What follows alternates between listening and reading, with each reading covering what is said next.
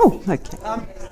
I've just, we're just going to start shooting, just to let everybody know that we're actually shooting this in order to make a video, so if you can keep as quiet as possible, and please turn your phones off, so that we don't have beep, beep, beep, beep in the middle of it, because, so the aim of this whole thing is to try and shoot the video so we can get it out to everybody else as well. So I think it's streaming live at the moment, and I'm introducing Antoinette James, which I spelled wrong. Oh, that's okay. I'm used to that, so it's not a big deal. Love this evening. We saw it a couple of weeks ago, and it was amazing. So, hopefully.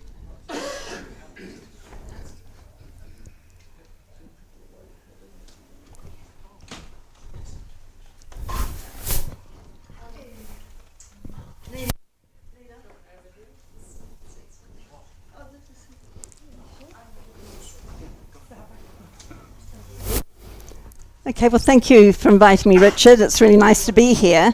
We used to live about 8 or 9 years in Gisborne, so we always came. Thank you for inviting me, Richard. It's really nice to be here. We used to live about 8 or 9 years in Gisborne, so we always came. Ooh.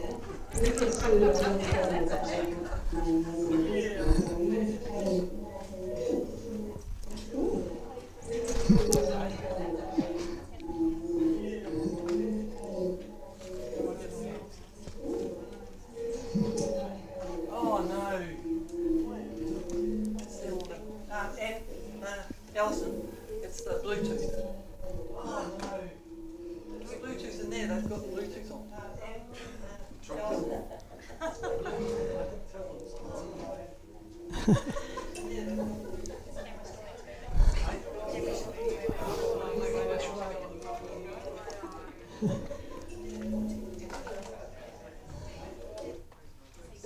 stand about there. Yeah. Is that right? So you can stand about there. Is that enough? Is that okay? No, it's not moving the camera at all. Yeah? What camera have you got set up on that? Oh, it's that one. That's all right. Doing that one. Well, I may go out a little bit, but I'll try and That's all right. come back here.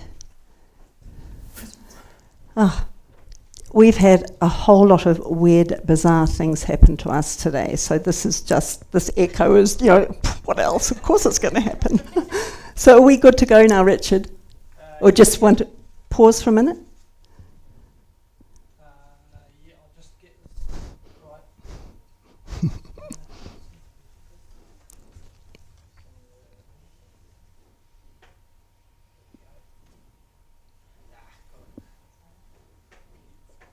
Yep.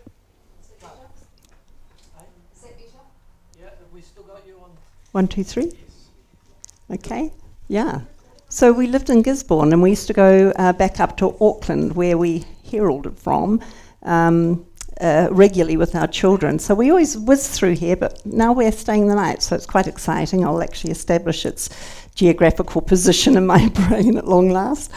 So I am a big picture person. It's really important that you understand the big picture, because then you can understand the little pictures. Sometimes we think the little picture is the big picture, but it's not. Once we understand the big picture, the little pictures that are yet to come, because there will be more, I can see what's happening there. You can start to identify the movers and shakers, who's speaking, and how it all comes together. So I have a PowerPoint here, obviously, and it may be a little bit different than the last time. I don't go by my notes, so there's so much one could say. It's just whatever pops in on the night, as it were. So Wakaputanga is really what we're talking about tonight. But before we actually talk about this founding document and declaration that we have in New Zealand, we need to go back in history, and then quite a way back, and then we'll bring ourselves forward, and then you'll understand the predicament we are in right now today, and why Wakaputanga has been shot down the memory hole, and it's only now just coming up to take a breath. It's never died. It's just been stuffed so far down that no one's really known about it. What I'm going to be talking about is in these books here, particularly We Are Revolting, is the geopolitical big picture.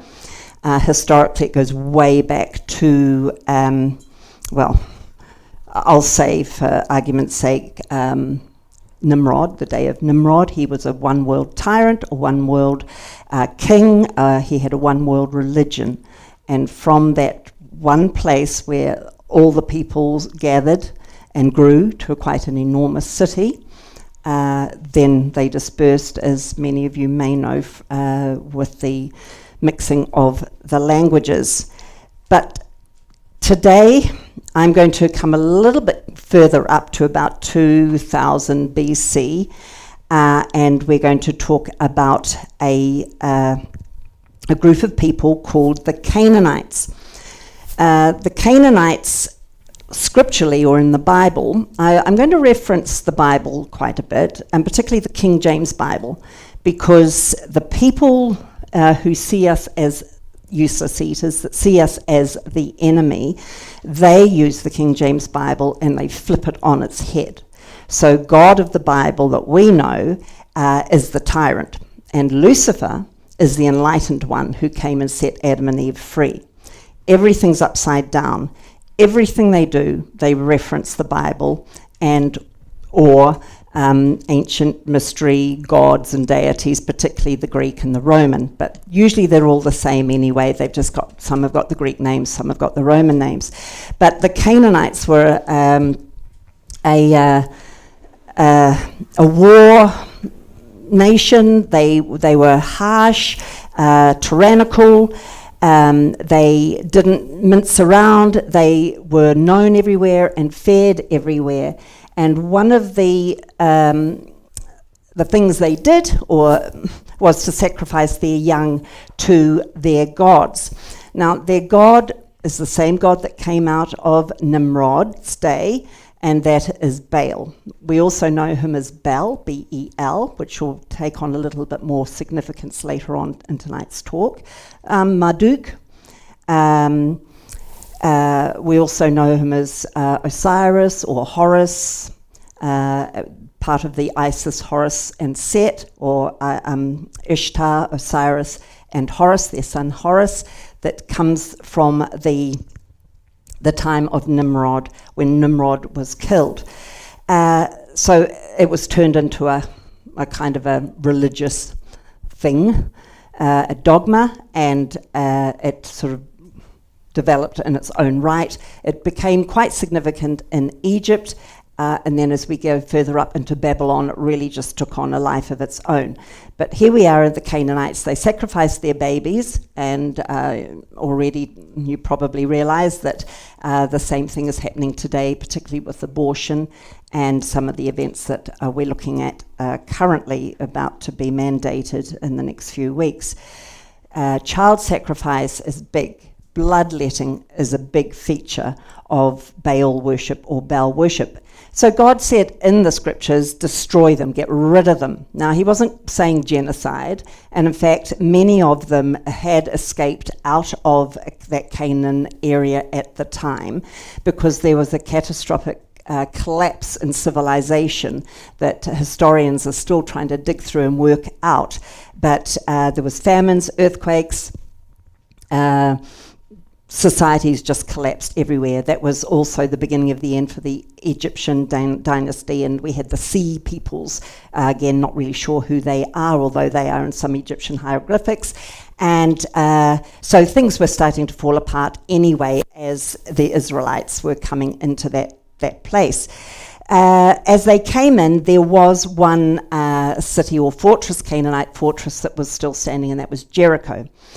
The Israelites marched around the city for a week, and then they marched around 7 days in silence, I think, in those days. And then the last day, they marched around, and then they yelled and made a cacophony of noise with mouth and instruments and whatever else, and the walls came tumbling down.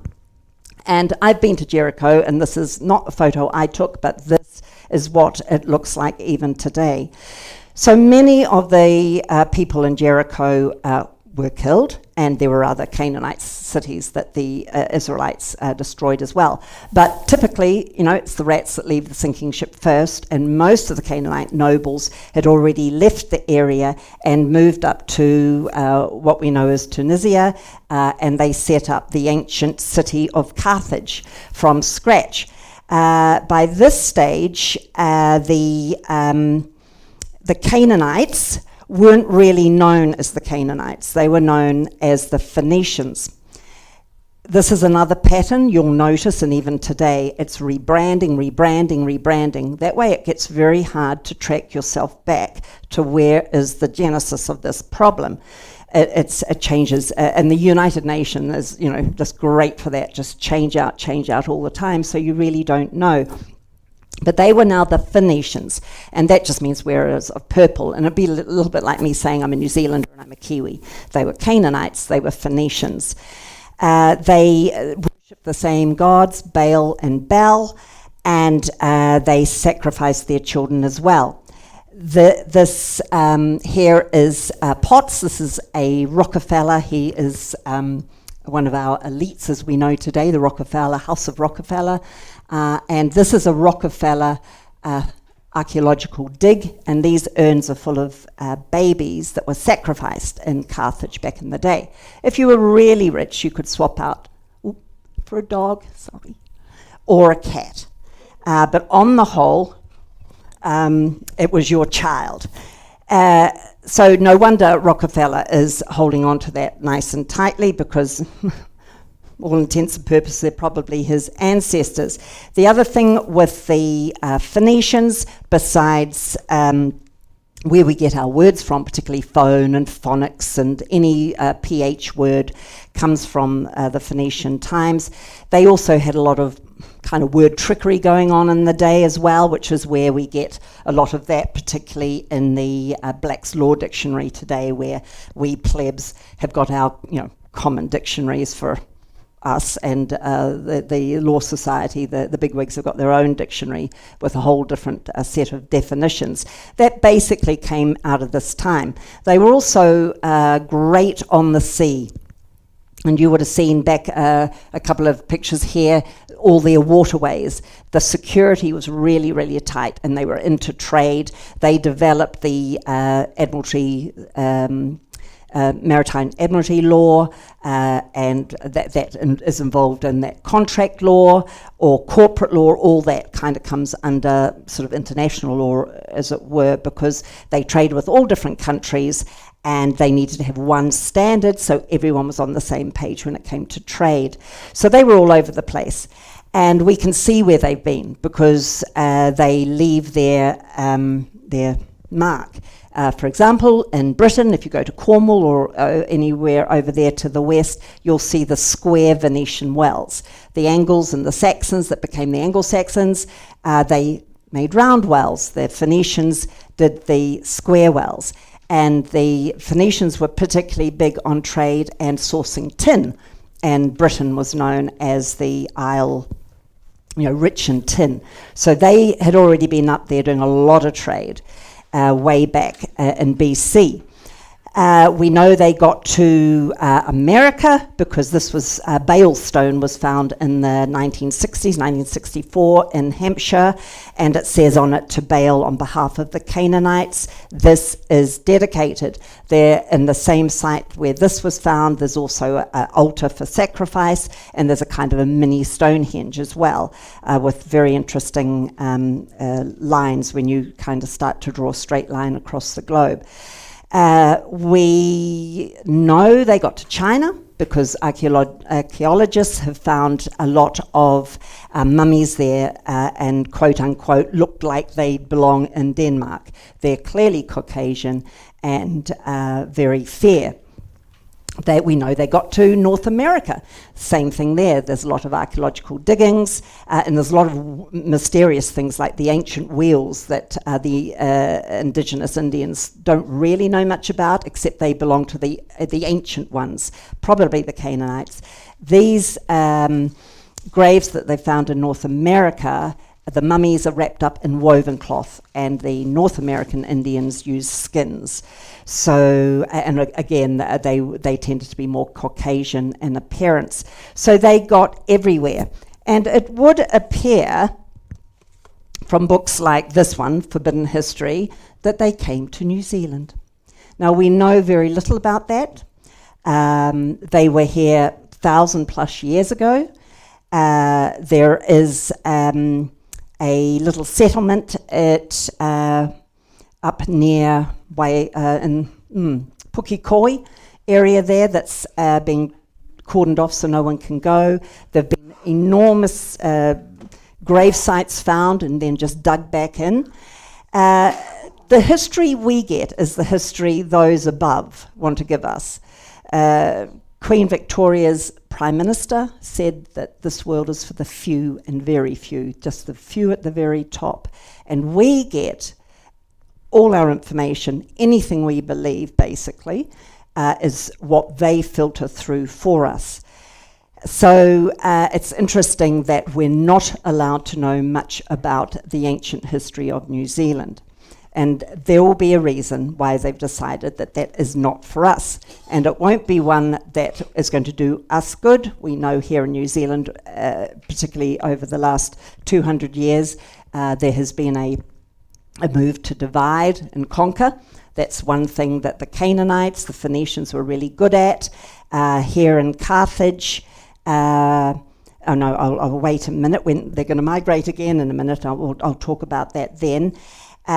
And we know today among Māori and non-Māori, we look at each other with a little bit of distrust or a little bit of animosity, and that has been created predominantly from legislations and those that reign over us. We know that Maori and particularly the British folk got on well because they intermarried very, very early, and I think that's an endorsement for any bicultural community when there isn't that stigma.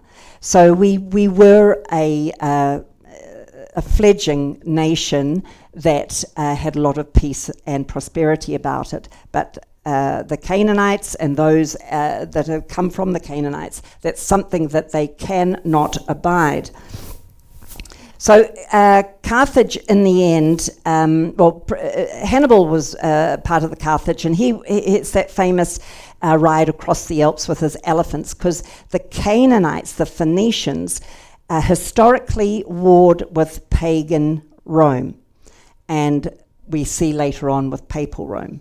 They are the arch enemies, the Canaanites and the Romans. And there's a bit of mixing as well. You can't really say that there's two clear people groups here, but they are both vying for dominance of this world. So Hannibal took his elephants over the Alps and got the victory, and then there was a Roman soldier known as Maximus Fabius, and he came sometime later during the Punic Wars and destroyed Carthage. And you go to Carthage today and it's just ruins. Now Fabian, he had this thing: we will wait patiently, and when we strike, we'll strike hard. I don't know how you're feeling over the last 2 years, how we were just had a fairly nice life, didn't we, relatively, and how with current events, it's like they're striking hard, and that gamble is coming down solidly. So from Fabius, we get the Fabian Society, and this started in 1883. We have George Bernard Shaw, we've got Orwell there, we've got Huxley's there, we've got a whole lot of different players there, and you can see them. This is a stained glass window that was created in 1884. It actually got lost, and it was found, or stolen, it was found in America. And this is Fabian Tony Blair, Ardern's mentor, warmonger Tony Blair, and Ardern was over there doing the big cover-up for the pedophile Freemasons in the police force. That was her job. She did a good job, and then she came on back home. And these are the people here in the 1800s. This is the Marxist altar, and they're all worshipping the Marxist altar of the few and very few who reign over us. Up the top there, you can see they're bashing the globe. One of the Fabian mottos is to craft it closer to our heart's desire. They have an image for this world. They know what they want. They know what they want to do with us, how many are going to be left, and how they're going to dispose of us. And there have been plans through history, and they're creating this earth for themselves. So their motto is, when I strike hard. Also, their logo is a wolf in sheep's clothing. Everything the elites do today, everything that really from the Canaanites up do, they do it in plain sight. Nothing's hidden. We just are kept too busy as debt slaves, working hard to pay our taxes and put food on the table to really see. And when we do see it, it kind of just goes over us. We don't take it seriously, but we need to start really waking up and seeing these things happening around us. There was a book written by an Australian called Wolf in Sheep's Clothing, and she identified most of the Australian prime ministers as Fabians. Anyway, Carthage was being destroyed, and per usual, the nobles and their families, the rats, left the sinking ship first, and the rest went down. And they ran to Padua initially, and then into Venice. Now, by this stage, and they're settling there, Around this time, we're going to start looking at the defeat of the pagan Roman Empire, and in the ashes, we have papal Rome, or the papal Roman Empire. That's the Roman Catholic Church. So this isn't against Roman Catholic individuals here. I have Roman Catholic family members. This is about the organization. This is about pagan Rome coming out of the ashes, papal Rome coming out of the ashes of pagan Rome. And that's why you'll see the phoenix or the pelican. That's the symbol of its resurrection. So the reason they went to the swampy lagoon was because they were still warring with pagan Rome and then with papal Rome. This is where they could hide out without the horses coming in with the army. The nobles, there was no middle class during this time, of course, because it's the few and the slaves.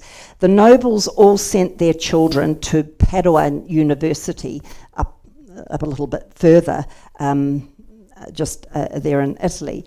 And they were drenched in Aristotelian belief. Aristotle and Plato, for that matter, just sunk into the history books as evil, nefarious philosophies for many centuries, and it's really been over the last few hundred years that it's been brought into our focus. And the reason why it disappeared out of view is because that same thing, that it's the few that rule over the many. Aristotelian belief carried by the Canaanites, the Phoenicians, and by the time we get to Venice, we're now calling them the Venetians. The Canaanites, the Phoenicians, and the Venetians were great on the sea, and they were fabulous at trade. So that brings in the banking, and they were fabulous at slavery. That was their two strengths. They have no creativity. They just roll out the same thing again and again and again, which is why once you understand the big picture, you can see them at work pretty quickly. When this COVID thing first hit, not for a second did I think it was real. I knew it was coming. I mentioned it in We're Revolting, not because I had any insight, or at least, of what may happen, but because I know the way these people work and I know what they're planning. They've had the SARS, they've had the swine flu, they've had the bird flu, all just forerunners, getting it all sharp and shiny. So when they hit, they can hit hard. So we have been born to be ruled. They're very sure about that. And that is why we have out-of-control governments and runaway governments. Not only do we have that Aristotelian belief carried by the elite today, right back from Nimrod and the Canaanites, but we've also got Darwinism that basically destroyed science based on scriptures, or at least in line with scriptures. This book, The Ascendancy of the Scientific Dictatorship, is about the situation we're in today, the oligarchy, the few and very few that are reigning over the many. And this examines, particularly with the Enlightenment period that was created by Venetian, Sape, and also the British Royal Society. All that was created to make sure that the ancient mystery religion was to be brought back bit by bit, and the evil, the enemy of ancient mystery religion is Christianity, Protestant Christianity, because Protestant Christianity says that we as individuals are very important. We're more important than the whole. But from our importance, we help and we reach out, where much is given, much is expected, but it's done from the heart. It's not done with a heavy hand from above, where the whole is more important than the individual. So Protestant Christianity, you look at countries that have prospered, particularly in the 1900s and through to, probably all of the 1900s, they have been Protestant Christian countries. It didn't mean that you had to be a Christian, by the way. It's just that those were the foundational philosophies, and We're Revolting particularly looks at that angle from, the West. What has happened in the West? How has it been battered, controlled, deceived? And I show the movers and shakers there. So we have Darwinian. Huxley, that's a name that comes up all over the place in the United Nations, particularly with UNESCO, because that is the science and educational wing of United Nations. Its number one job, along with the United Nations, was to bring in a one world religion. We're told that it was to bring amicable resolutions amongst, warring countries, but their number one plan was to bring in a one world religion. So we strip Christianity or being made in the image of God out of our learning.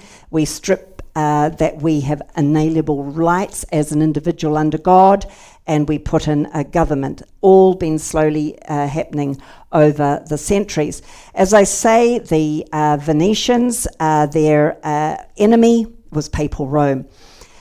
That's why Papal Rome started to build its three crowns, meaning that it now is declaring that it is Lord, the papacy is Lord over hell, earth, and heaven. It all sits on a pine cone, which is a fertility symbol that is dedicated to Baal or dedicated to Bel.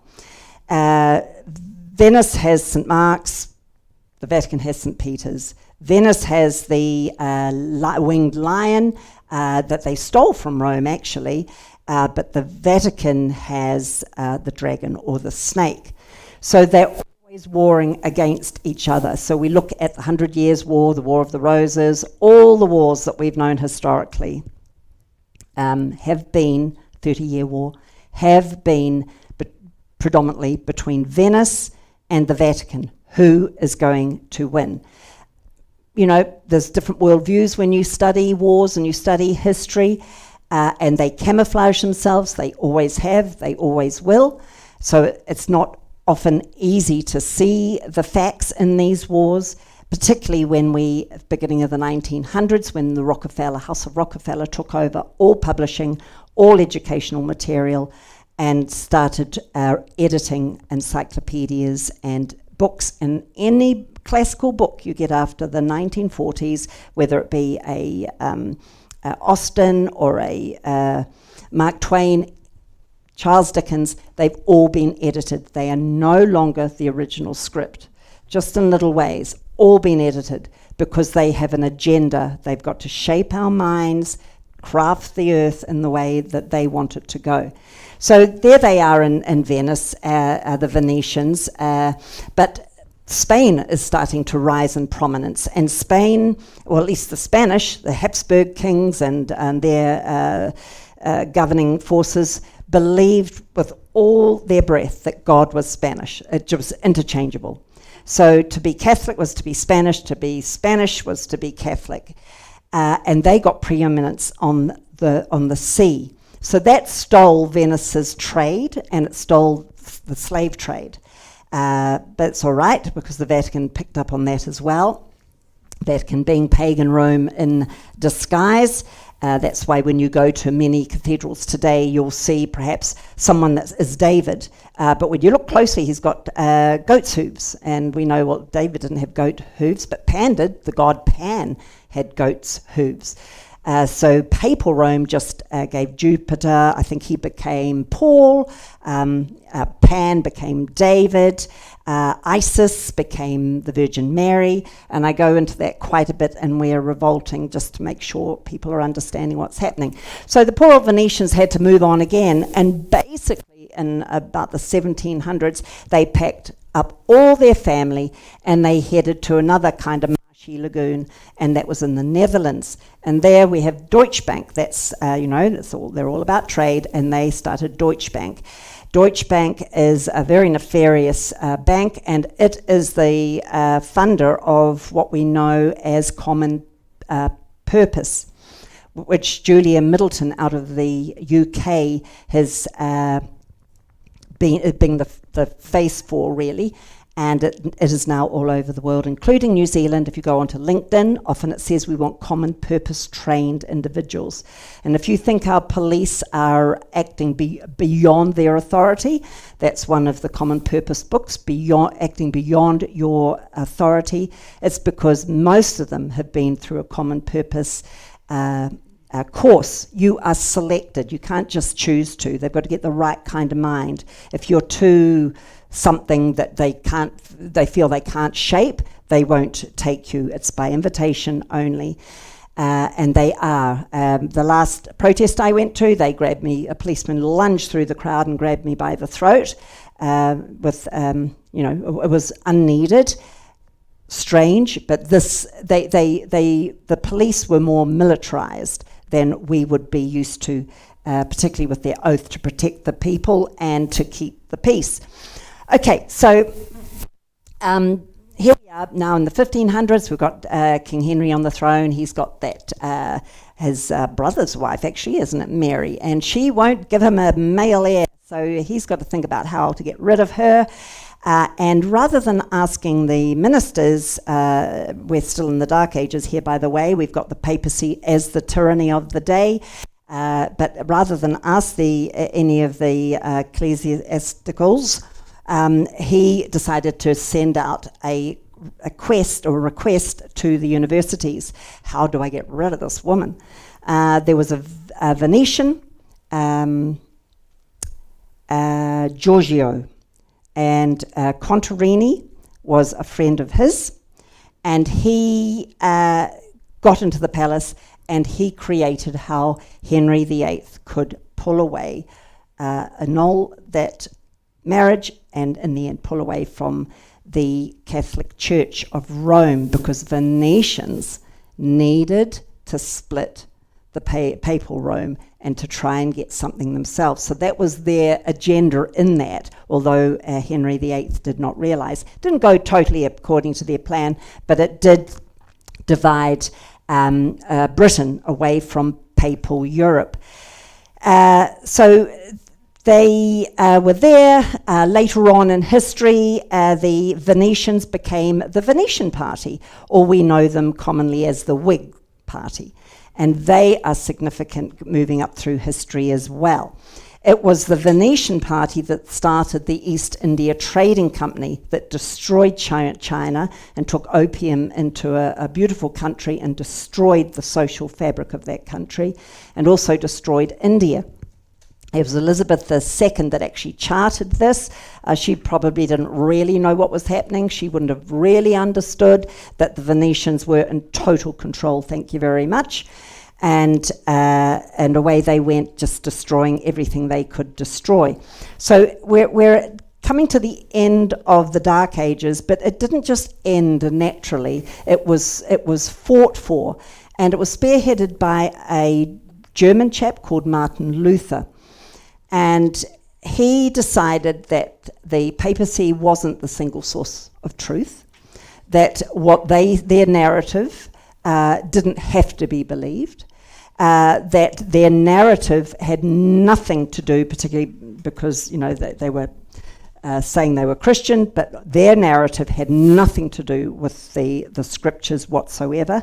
And so he put his thesis on the Wittenberg Church, and it just started a furore, really, like we're seeing today.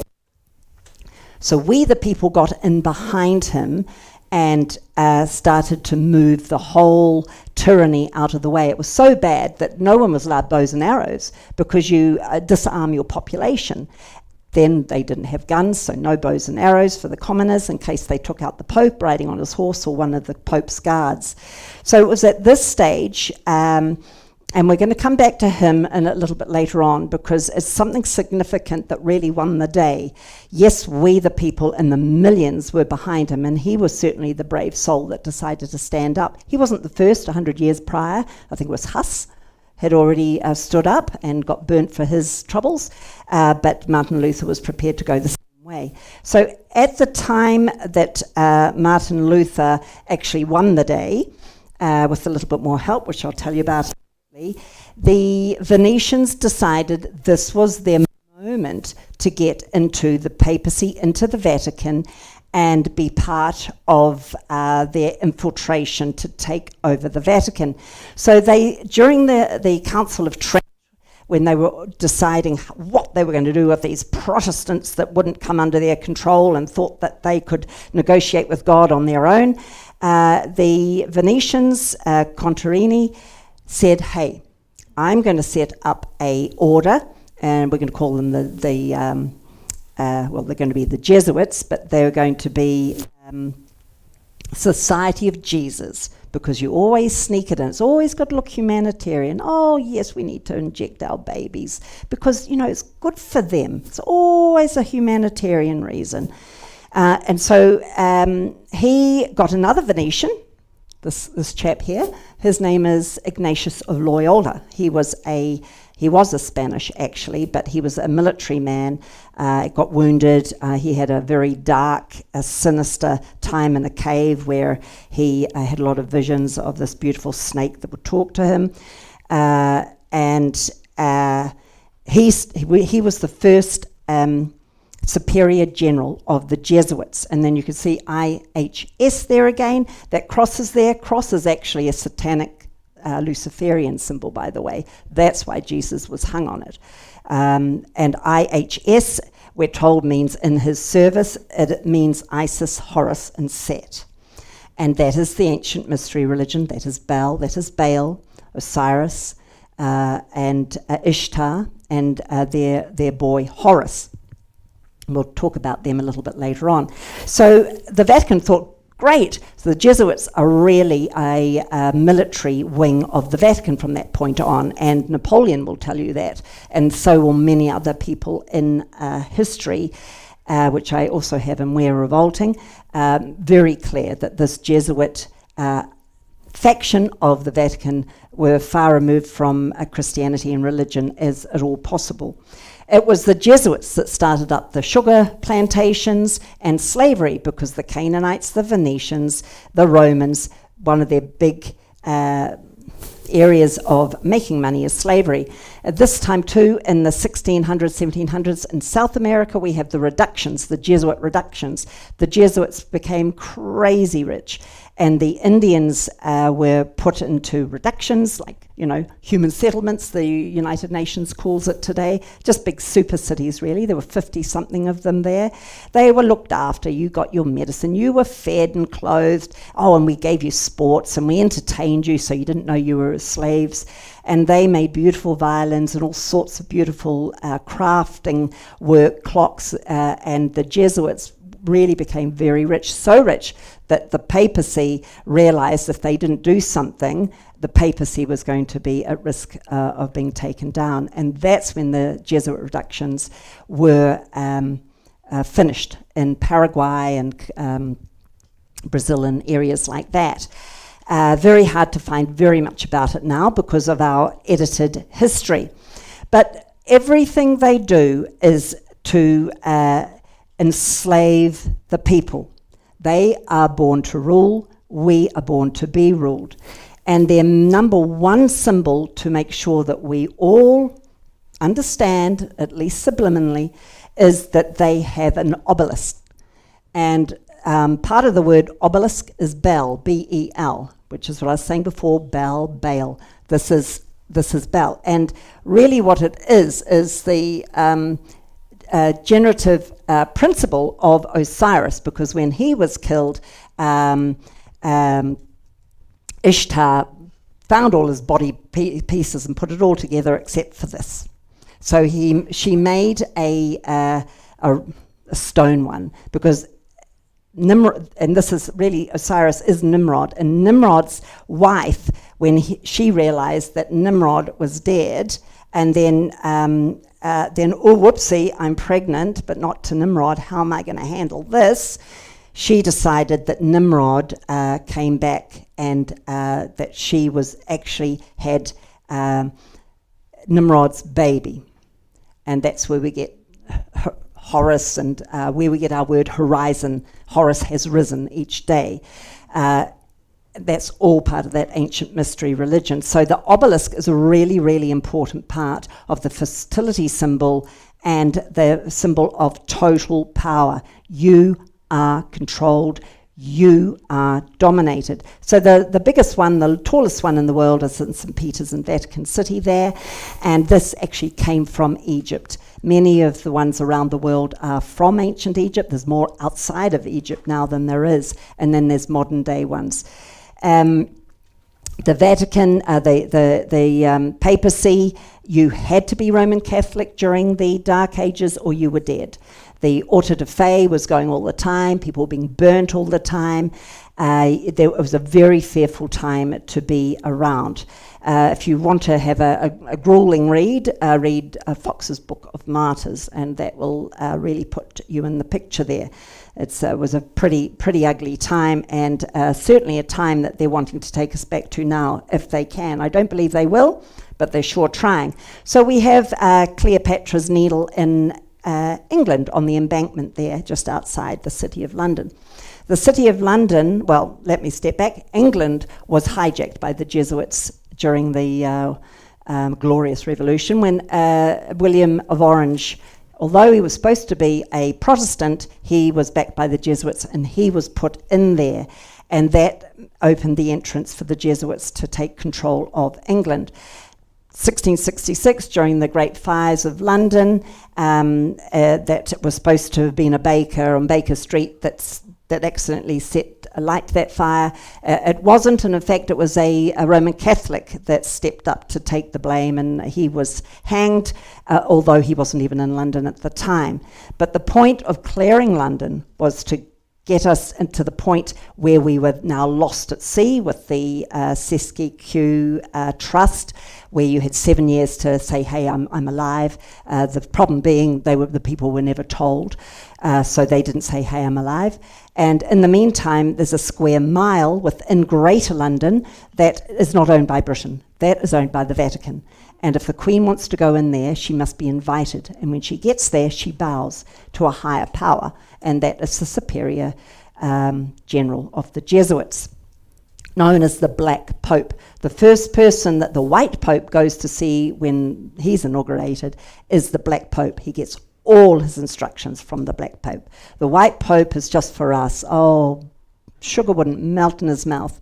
But behind him is the Black Pope, and it's that yin and yang thing of the ancient mystery religion. So we have that there on the embankment, and it is guarded by dragons there. Oh no, they're Phoenix, are they? Phoenix, beg your pardon. But there are dragons all around the City of London as well. So then we come to Washington. So Washington was hijacked very early on. We hear about the Irish potato famine, and yes, there was a famine, but what we don't know is there were 7 frigates loads of food left Southern Ireland every day to cause famine in that land and drive the Irish Catholics to America. And when they got there, they were hated. It took several generations for them to integrate well. And again, in my book, I've got many quotes from Abraham Lincoln through to many of the early presidents really worrying about the Jesuits that are now here. How are we going to stop this? The Civil War could have been over in weeks, says Abraham Lincoln, except the Jesuits. They were playing both sides, and it went on for years. So when was America hijacked? Well, it was under the 1871 Act. All rights, the freedom of speech, holding arms, owning private property, travel, etc., no longer rights but privileges, because that's what we have with the Canaan, with the Venetians, the Romans, Papal Rome. Everything is privileges, and we see that in the United Nations. It's a privilege. Don't think it's the rights of the woman or rights of the children. There's no rights there. It's all privileges. The only rights we have are the inalienable rights that we've got under God. We don't need any man to give us what we already have. It's all part of that trickery. So the way they did this is they put everything into capitals, which in the Chicago Sign Manual tells us that that actually is a foreign language, and it's a sign language, actually. a sign language. So we, knowing how to read, we see that as the Constitution of the United States of America. But legally, it's a picture. There's nothing to read there. It's just a picture. And there's a Roman maxim, he who will be deceived, let him be deceived. And that's what we are. We're being totally deceived. That is why when you get a letter through the mail paying a bill, your name will all be in all caps. And that comes from your birth certificate when your mother, the informant, like I was to my beautiful children, unbeknownst to myself, signed my the birth registration. I signed my children over to the Vatican, and they were lost at sea, dead. And that is why they also now get their name in capitals, because only corporations are in capitals. Corporate, or it comes from the word corpse, dead. That's why traditionally tombstones are always in capitals. You're dead. So that's the way, in a nutshell. It's much bigger than that, but we must move on as when America was hijacked. Washington, D.C., again, is not owned by America. It's in America, but it is not owned by America. It is owned by the Vatican. And it used to be called Maryland, and it was a plot of land there that a Roman Catholic family in the early days, and the names just escape me, it'll come back shortly, donated to the Vatican. And Washington, D.C., when you look at maps there, you'll see a whole lot of ancient mystery religion, from the owl to the number of streets that come in for the ancient sun wheel, and certain numbers, and where the Masonic temple is. I think it's on 13th Street. All the symbolism is there. So that's when they were hijacked. So I'm kind of setting the scene so you can get a bit of a picture, just in the back of your mind, that, is New Zealand being hijacked? So that's what we're kind of heading towards now. So who are the movers and shakers, or at least where is the shop front? Here it is at the United Nations. It was a plot of land in New York given by the Rockefellers to set up the United Nations, because they tried to, the elites, the Canaanites, the Phoenicians, the papacy tried to get into America very early through the League of Nations, but it was ousted very quickly for the number of communists that were there and the problems that they were creating, so it collapsed. They'd already organized World War I, so okay, League of Nations didn't take off, let's just ramp up for World War II. And it might be worth mentioning at this point that, like Ardern says in her, often, and also in her National Review, voluntary National Review that cost us thousands of, if not, plenty, probably 1 million plus to write. That's her little auditing for the United Nations. No one left behind. So you're not going to be left behind. No one's going to be left behind. And that's really what the United Nations are wanting to do. So they got into New York there. They built their building, and now everything's coming out from there. So what I was going to say is we had World War II. We also had the French Revolution, Spanish Revolution, the Russian Revolution, French Revolution, and you're looking at 100 to nearly 200 million people destroyed, killed through really, really the 20th century, but some of those revolutions were a little bit before that. So just to put it into perspective, no one left behind. Often we sort of think, oh, those Caucasians, those white people, they're so privileged. During the 1900s, or once we got to the end of World War II, Caucasians were 10% of the world's population. Prior to the revolutions, we were 30%. So we've had our day, They have hammered us. They're still hammering us. No one's going to be left behind here. But they attend to different people groups in their own time and in their own way. We're all getting it now with the mRNA modification that the messenger that they're trying to pump into us. So, you know, they're getting angry now. They're getting shorter time. They're wanting to strike hard and furious. But it all comes from the United Nations. And here we have the pelican or the phoenix rising up. And this is just letting you know, this is the big mural in the Security Chamber at the United Nations, just letting you know, we're onto this, we've got you. And you've got things like here, woman opening the window to the east, because that's horizon, you know, Horus has risen. Ancient mystery religion, we have Pan here, playing his pan flute, looking a little bit Luciferian. Science up happening over there because they've held onto that tightly. This ribbon is a symbol, and it goes back centuries of the snake.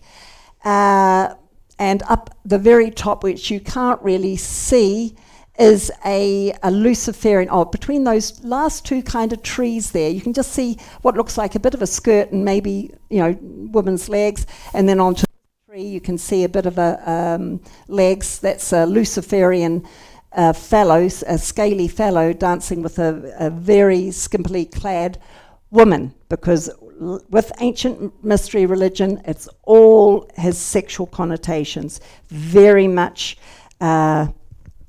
corrupted, and that's been what they've really wanted to do, particularly with the West, to destroy some of the morals that we were once known for.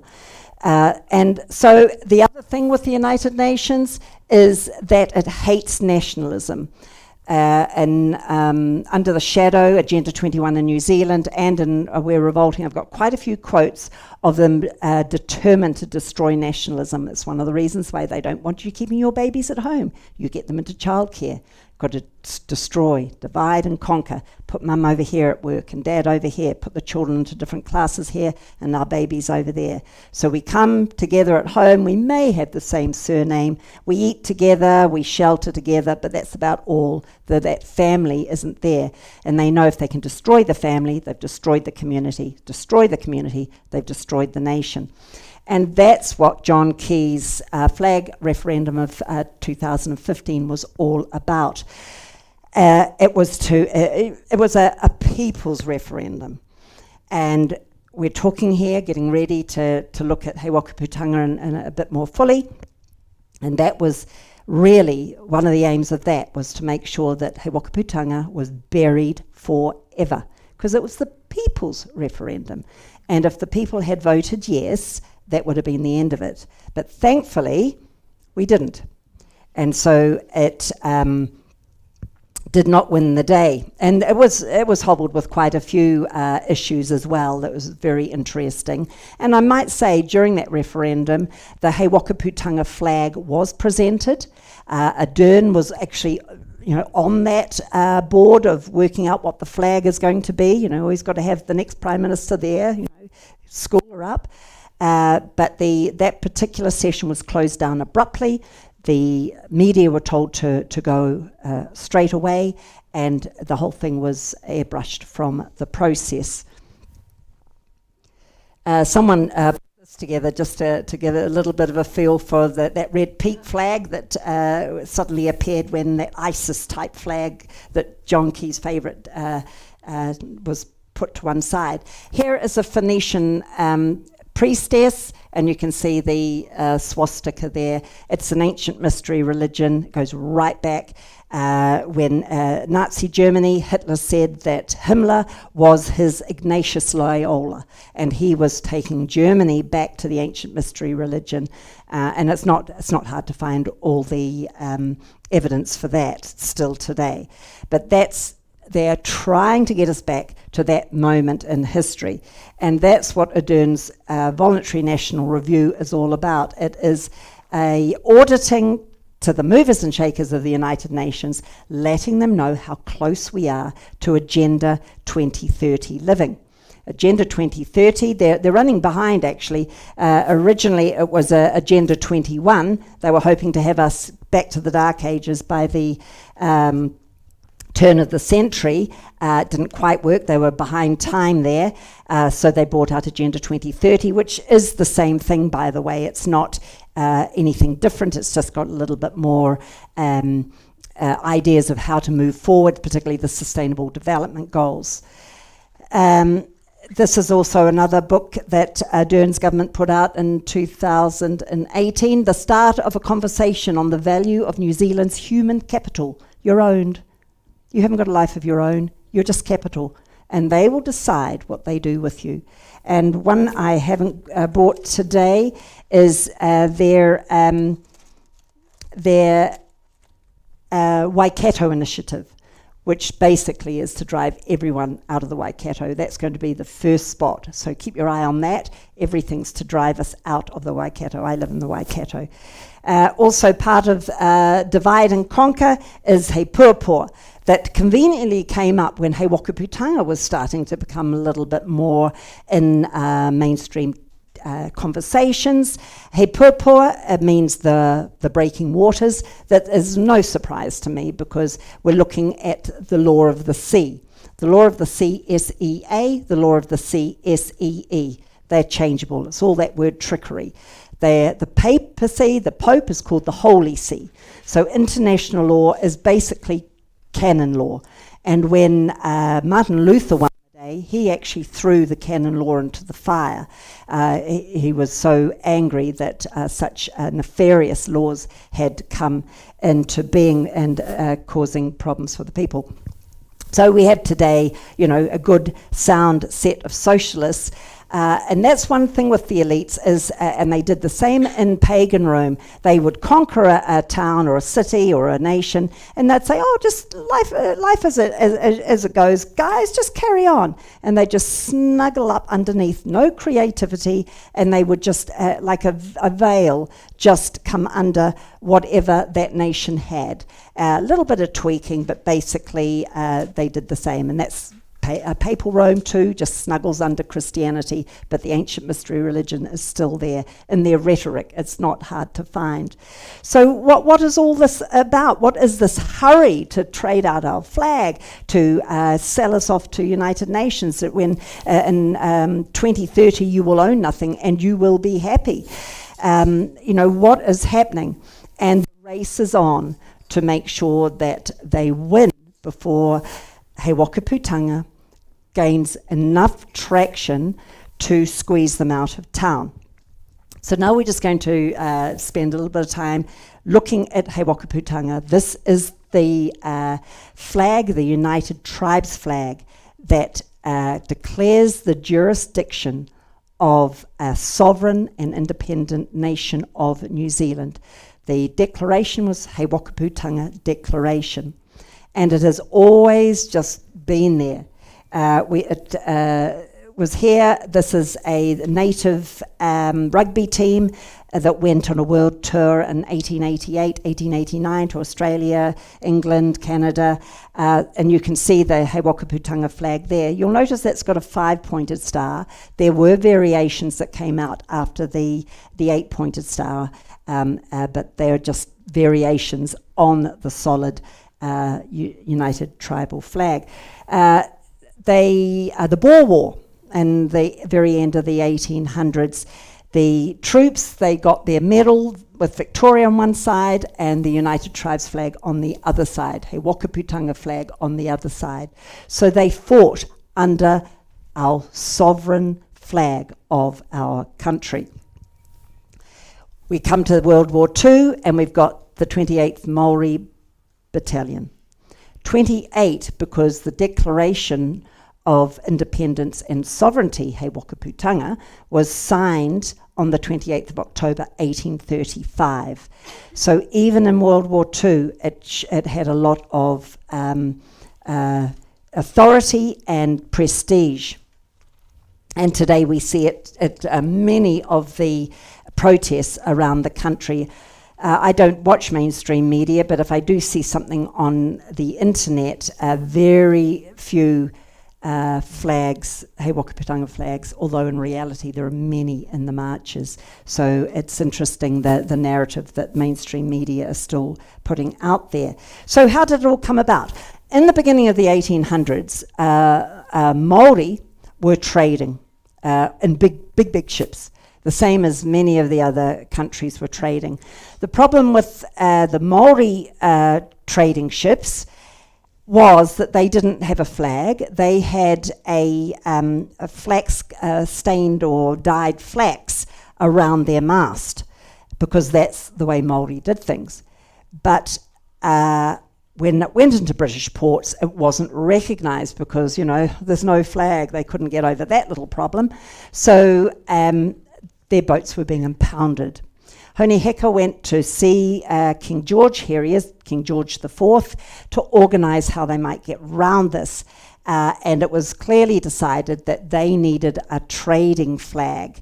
And he started the process. He didn't live long enough to finish it, and his brother William IV, who was also King of Hanover, King of England, King of Hanover, and he really seemed to have a real heart for different nations. He was doing a lot of things in Germany there in Hanover to secure freedoms and rights for those people. And he recognised the same in New Zealand.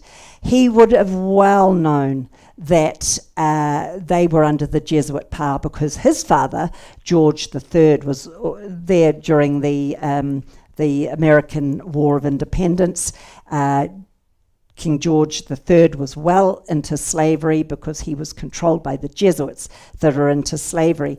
But the one thing that William decided to do was to agree to allow Maori to have their nation as sovereign and independent. The French were coming, the Spanish were coming, they needed safety at home, they needed safety out in their trading. And one thing he did recognise is New Zealand had no indigenous snakes. And he said that we were a very blessed country. And he said, we're going to do this to keep the snakes out. And here we are, back at the Vatican. You'll see the building there. This is the public building, public assembly, audience hall. Looks very much like a snake to me. This is the inside. Looks very much like a snake to me. This is the Jesus that is on the stage there. Jesus is the enemy of the ancient mystery religion. So whenever you see, a skinny, sickly Jesus, that's a statement. They're just letting you know. And so I don't know about you, but that looks like a snake skull to me. Yeah. So that King William IV knew exactly what he was doing. And he wanted New Zealand, he wanted Maori to have their own country and not be hijacked like he knew his country was and like he knew that America was. Europe was pretty much in the hands of the Jesuits anyway. The New World was for the Protestants to find a place where they weren't being persecuted. John Bunyan's beautiful story of Pilgrim's Progress. And they left on the Mayflower and the Speedwell from Southampton and toddled on their way to the New World. So King William IV knew clearly that our country, Aotearoa, New Tarini, it was called New Tarini. It was a French word, new territory. But Aotearoa, New Tarini, was to be sovereign and independent. So the Rangatira chose from several flags, and this is the United Tribes flag that they chose. It had the red King George, it was white, and then on this quadrant it had another red King George. It had a black primbrae, and then an 8-pointed star in each of those 4 little quadrants up there in the corner. I've had one Maori lady tell me that there were 8 initial waka that came to New Zealand, so that was the 8 points was very important.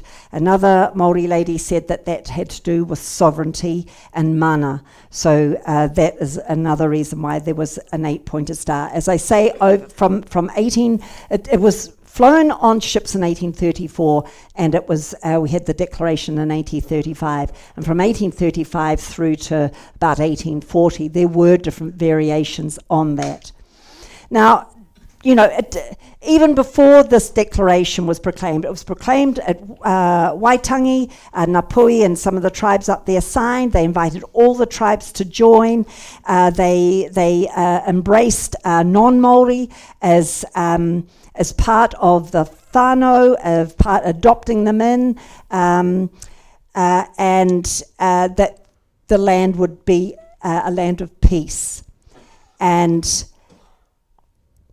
sadly, even before this signing, with a 21-gun salute, by the way, out in the Bay of Islands, royally proclaiming this flag as jurisdiction of a sovereign and independent country. The flag had already gone over to William IV to be royally proclaimed as well. And Busby, his resident here, signed on his behalf. This was a wet ink signature. This was not two corporations. This was flesh and blood agreement. But we already had trouble brewing before the signatures were dry, and in fact after. And that was the New Zealand company. And they did a lot of work trying to get mass immigration into the country very, very early. Exactly what they're doing today. You probably are very aware what's happening to Europe and to Britain, just paid and funded by the elite Soros, giving free phones for all these 30-year-old men that are telling them when they get to the border that they're 15. It's just men, army-aged men that are just flooding in. Some countries are resisting, but the EU, which is the United Nations daughter sort of corporation, I guess, is trying to cause trouble there for them, Hungary being one of them. But here we go. So when we look at the New Zealand company, we find, okay, so we've got a Whig MP involved. Oh, that's the Venetians. Yeah, too right it is. It's the Jesuits. And who else is here? People that were involved, men that were involved in the East India Trading Company. So New Zealand is starting to get hijacked, infiltrated. And it was the East India, it was the New Zealand company that were bringing in, as I say, many, many people. It got to a stage, not just with the people they brought in, but the sealers that came and the whalers that came, that New Zealand was, particularly Russell's, was known as the hellhole of the Pacific. And that was another reason why Maori had to call out to Britain to say, do something, because and why they needed a flag, because Britain had no jurisdiction in New Zealand. There needed to be an agreement. And the declaration, the Wakaputanga Declaration, is that the flesh and blood monarchy of Britain would save us, come and defend us from our enemy.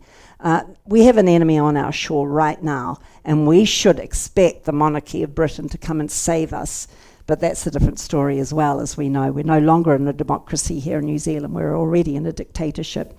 So the New Zealand company also raised its own version of He Wakaputanga, and that's the six-pointed star.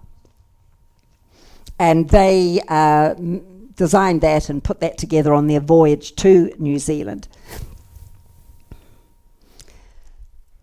Now, another mover and shaker was the Wakefield family, and they really opened up the floodgates of immigrants and just made sure that people were just brought in willy-nilly.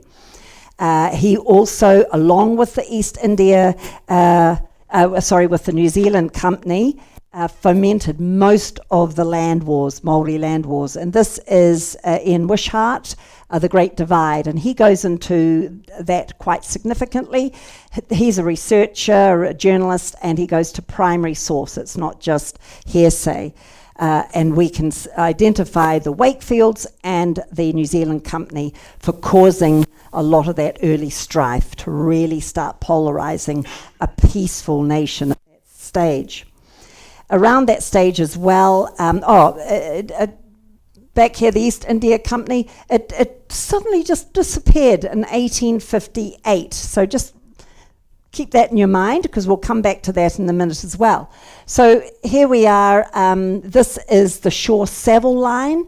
They put out a postcard. So clearly something very significant is happening here. It's a very strong postcard. We can see HMS Alligator out in the bay doing its 21 gun salute at some stage, no doubt. Maori, the settlers, and Busby and his chaps there. So definitely something very solidly happened right there and then. This is just some proof of the immigration, free passage. Come on, come and let's get moving. Come and singles, you're wanted, everyone's wanted. Come over, let's just flood the country. The wars that took place. And then we get to perhaps one of our biggest hijacking in a way, and that's the Treaty of Waitangi. There's lots of reasons why the treaty was called for. Basically, it was the finishing of hostilities between the Crown and Maori, because don't forget, Maori had their land taken from them. They were really disenfranchised. Of course, they're going to stand up and fight for themselves. So, I haven't looked into it deeply enough to understand exactly why Maori decided, yes, okay, we'll sign this, but it was to cease hostilities predominantly. There had been a skirmish down in, I think it was Port Jackson, which is now Nicholson, which is now Wellington, and the French were coming back, and some Maori thought that was Utu on the way as well. So there were lots of different things happening at the time. But the Treaty of Waitangi sits on the Hei Wakaputanga Declaration. It's very clear. It doesn't secede sovereignty or independence of the country. But of course, that's been the biggest hijack of the nation right down to today, when no one really understands. And non-Māori are here, worried about Māori. Māori are here, wanting wrongs put right. And we're not connecting. We're not allowed to connect. And it's time that we, stop those few and very few giving us the history they want us to have. Because that's part of that Hegelian dialectic, which they use all the time, where they're over here, and then you swing the pendulums from thesis to antithesis to synthesis. And the synthesis is that we'll be totally globalized and living Agenda 2030 in no time at all. So at Treaty of Waitangi, up in the upper marae was the Wakaputanga flag. What they did in the lower marae is they swapped it out for the white primbre, and then they lowered that, and up went the Union Jack. And then the flag we've got now, I think, came in around 1906, but the Union Jack came in 1840. Problem being is the upper marae is where things are ratified, the agreement is solid, the celebrations are made, and that Hei Wakaputanga flag was never lowered. All the trickery was done in the lower marae. The Shore Savile line took on the Hei Wakaputanga flag, and this is, some people are thinking that when Queen Elizabeth came in the 1950s, that she put up the Hei Wakaputanga flag as acknowledgement that that was our flag. It's not quite true. She charted the Shore Savile line, and that is their flag. So it wouldn't have mattered what port they had entered, that would be it. Once we get moving along, we start to see that Maori initiatives as being a sovereign and independent nation started being hijacked as well. So we have Te Karere, the Maori messenger, was the native post, and it divided early on in the 1800s to native telegraph and native post. Once you get to that orange line, that's sort of the late 1800s, and then the government of the day, it was called the Settlers Government out of New South Wales, which is basically what we've got now, but it's corporatized, it's moved on, rebranded. So all these different organizations here that we know very well all started to be owned as state-owned enterprises, and then obviously sold off, and the government ended up with a lot of money, and Māori got absolutely nothing. Another example, there's many examples, this is the Wakapapa of native couriers, You have the native shipping here. The Union Steamship Co. Came in. Shore Saddle really wasn't in direct line. They were involved there, but it was really P&O lines. And Maori gave their Haast eagle, that big, I think it's got a 22-foot wingspan. It's extinct now. It often used to hunt on moa. It's the biggest eagle in the world before it was extinct. And it was those colours that originally Maori used on their mast when they were trading. And Maori gifted those colours to the Union Ship Co. And P&O lines today still have those colours of red, gold, blue and white. So there it is, still all these decades later, they're running with the colours. Those colours, Maori gave them those colours so they could come into New Zealand waters, into Te Moana, Nui a Kiwa, all that Pacific area. That's what they were given those colours for.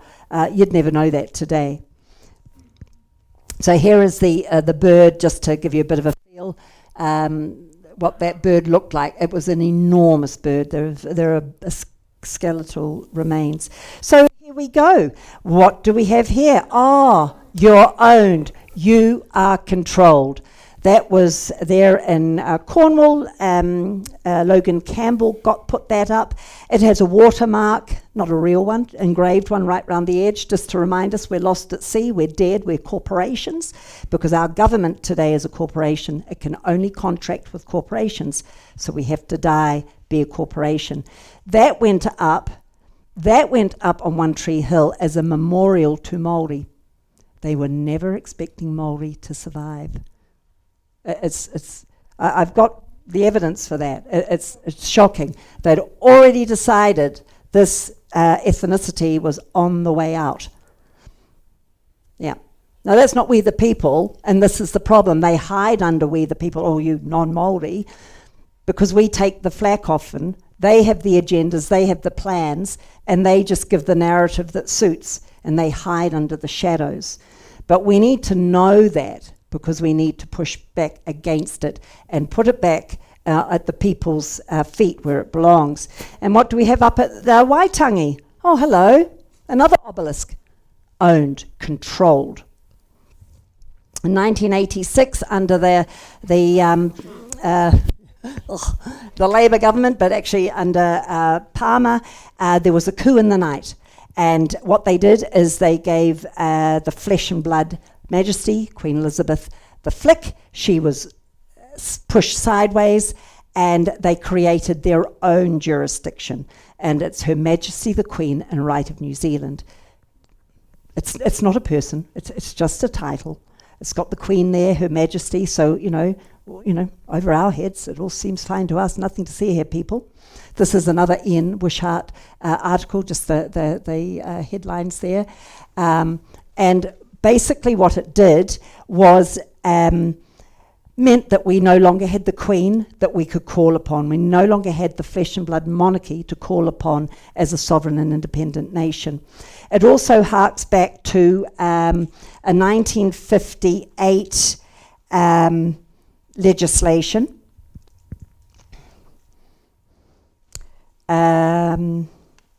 Just need to find it here. Got another bit of paper, which they tried to disappear, and that is the native,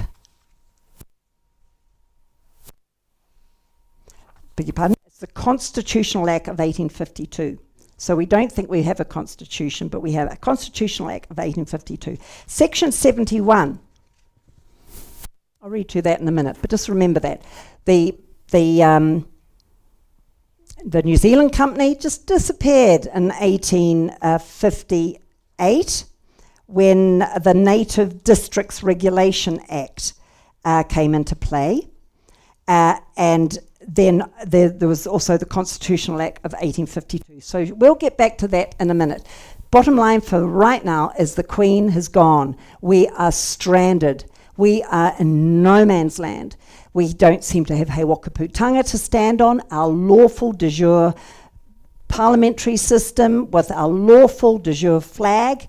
yet we've no longer connected to a flesh and blood monarchy who has decreed and declared will come and save us should a foreign invader come. And this is what we have, a foreign invader. Now, there was a communication between Gregory Bowen, a consulate general, just a year or so ago with a guy called Alistair. And this conversation, as you can see here, I won't read the whole thing, but basically there has not been the crown for a generation, couple of generations, for the last generation. Hasn't been a crown of England for the last couple of generations, because in 1986, in the middle of the night, between national, don't think this is a Labour thing here, doesn't matter if you're national or Labour, that's the swamp, it is the elite's jurisdiction.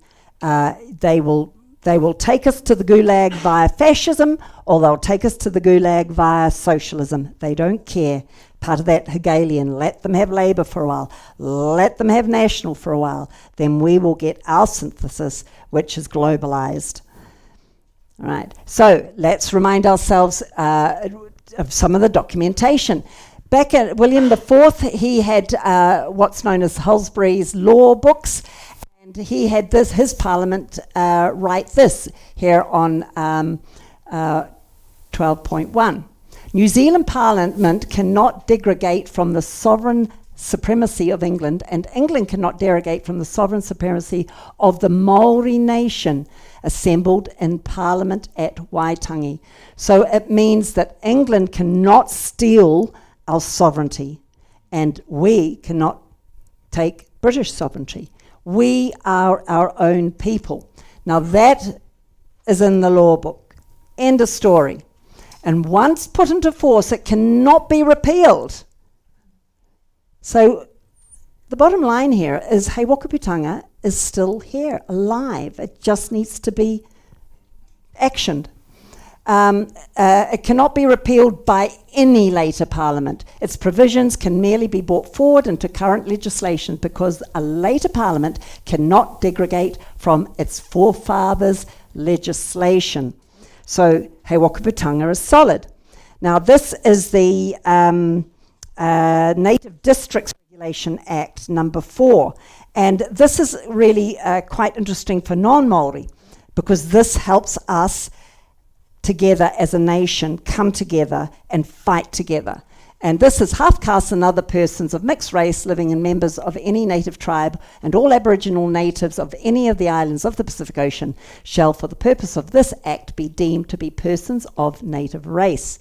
So this act was a sneaky act because the settlers had come, but the elite, that few, didn't really want to have two different ethnicities to deal with. So they brought this Native Districts Regulation Act in to clump us all together. We're all natives. So that means if you're non-Māori, you can choose. I'll call myself a settler, and I will come under the government led by a Dern, or I'll call myself native, and I'll come under He Wakaputanga. That is our legitimate decision, choice for us today. We can come under He Wakaputanga and move out of this jurisdiction. They thought they had us, but they didn't have us. That's our choice. It is there. Then we have the New Zealand Constitutional Act of 1952, and it says, whereas it may be expected that the laws, customs, usages of the Aboriginal or native inhabitants of New Zealand, so far as they be not repugnant to the general principles of humanity, should to the present be maintained for the government of themselves in and for relations and to dealing with each other, and that particular districts should be set apart within which laws, customs and usages should so be observed. So we clearly are an independent and sovereign nation. Now, there are others. For time's sake, I'm not going to read it, but we've got the Statutes of Great Britain, Ireland in 1839, and it says that we are independent and sovereign. Full stop. That's in their books. There's the Statute of Great Britain, Ireland. 57 George the 3rd, 1817, and it was correspondence to the Secretary of State relative to New Zealand, Great Britain Colonial Office. So we have today a government that's actually floating on the United States Securities and Exchange Commission. So when we see New Zealand government, we think that's our government. It's just a logo for a corporation that's floated in the US. So that means we have a foreign power governing system pretending to be our government, they're not, on our shores. That's treason, that's war. We should be able to call upon the monarchy to come and save us. We can't get through to the monarchy for various reasons. The Governor General here doesn't seem to be very activated.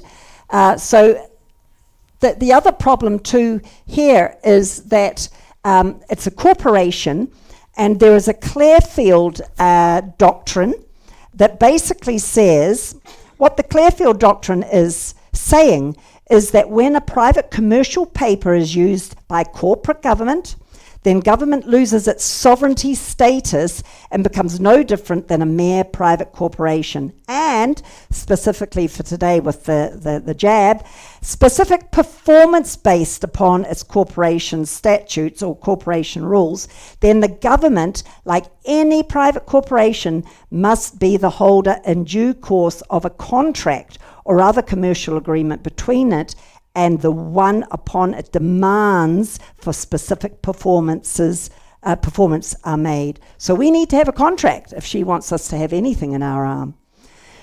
So where do they get their jurisdiction from? Well, they're traded through the USA Securities and Exchange Commission, and so the USA have given them their jurisdiction, and it's down in the Antarctic, and it's known as the Ross Dependency, because it is totally dependent on the USA.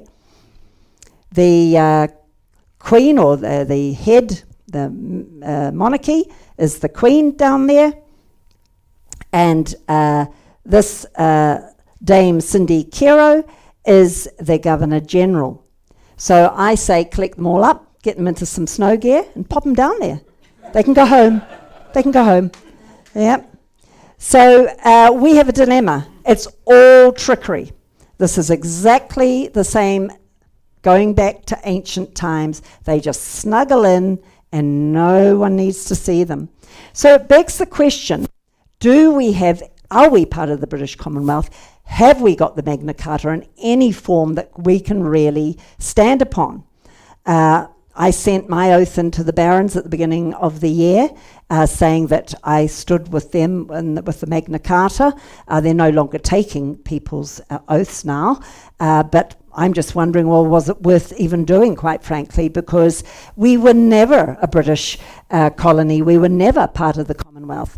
I've done my affidavit of truth. I've sent it to all these people. Obviously not Patsy now, but she got one as well. Saying that I'm a flesh and blood. I am here.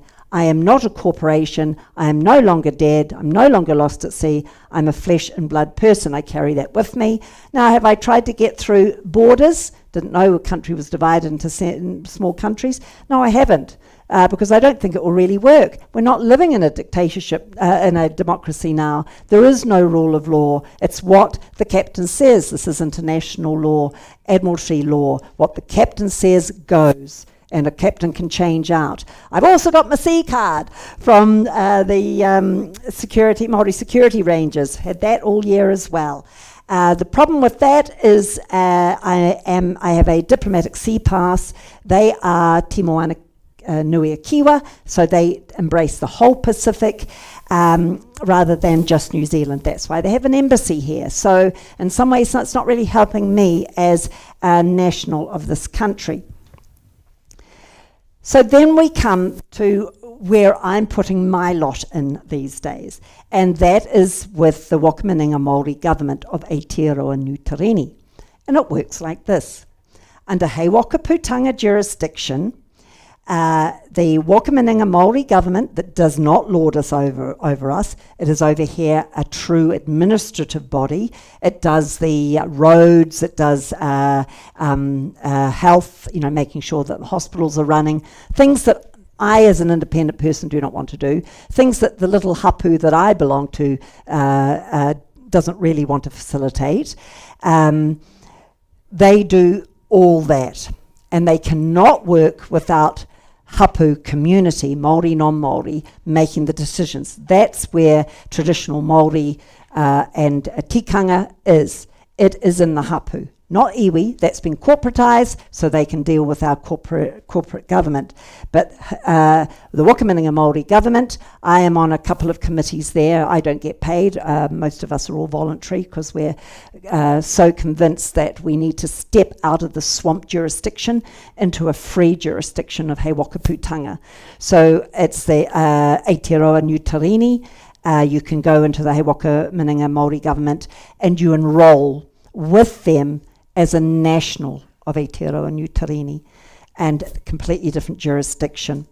And the reason why I've decided this is the way I'm going to do it is coming back to Martin Luther, who was our 500 years ago, took us out of 1,000-year tyranny.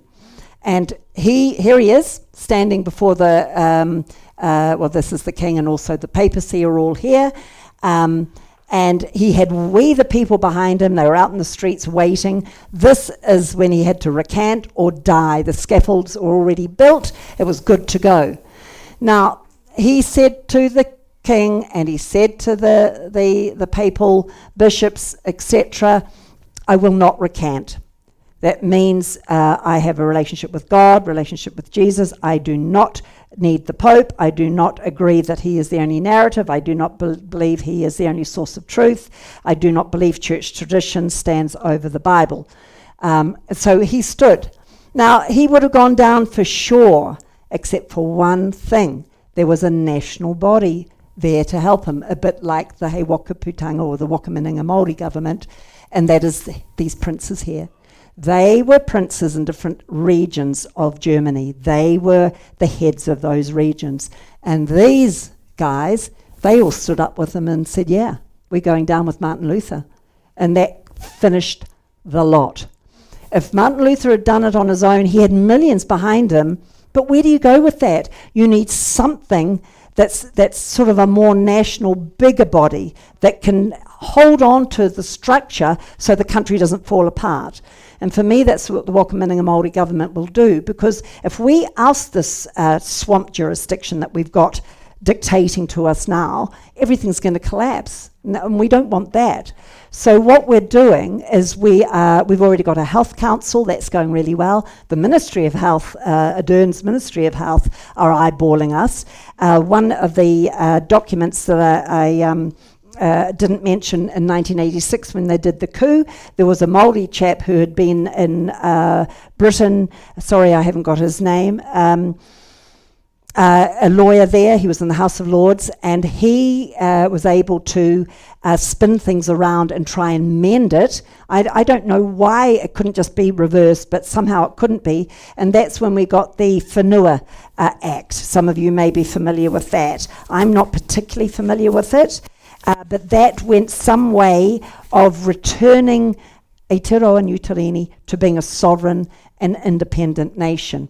So it didn't quite do it as robustly as what it was before 1986, but we've got that. And so, like Martin Luther, he had a governing force with him.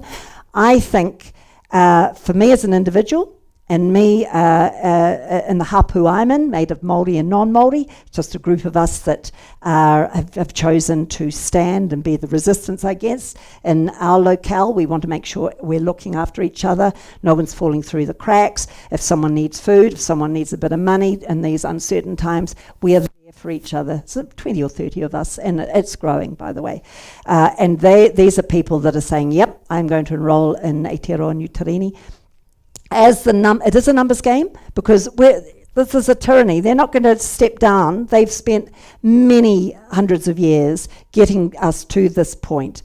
They are not going to step down. So we just need to build and build and build. There'll come a point where the numbers will win the day. So we're still at that phase, but we've got the national Health Council. I've got some brochures too with me, so don't forget to ask, and that will give you a little bit more idea of the structure and the authority of the Wakamininga Maori government. You can also go onto the website. That's still being created and constructed with new different things happening all the time.